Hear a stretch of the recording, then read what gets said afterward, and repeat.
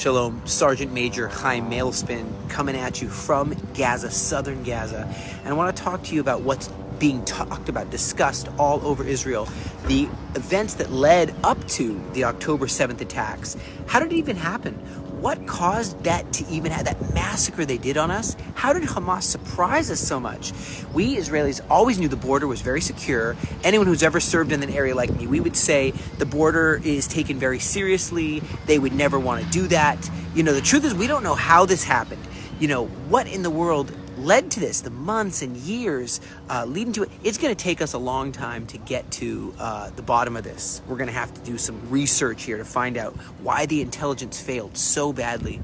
You know, we know in part sometimes, and the intelligence community was really sure that Hamas would never try anything like that, that they were deterred, that from the former missions, that they would never do something like that. But that was a big mistake, and there are lessons we can learn from this. In the Bible, Peter the Galilean, right? He's from the Galilee.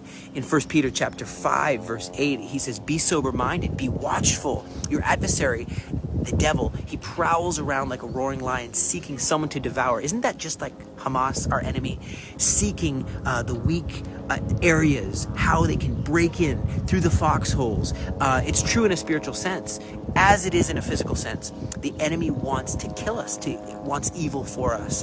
And what we do often as believers and in the state of Israel, we just convince ourselves that everything's okay and everything's going to be fine.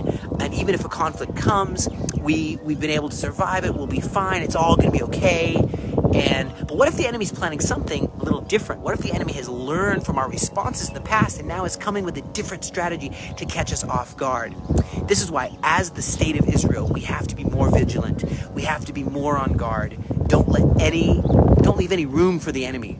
We have to grow with our spiritual weapons as well. Learn from this.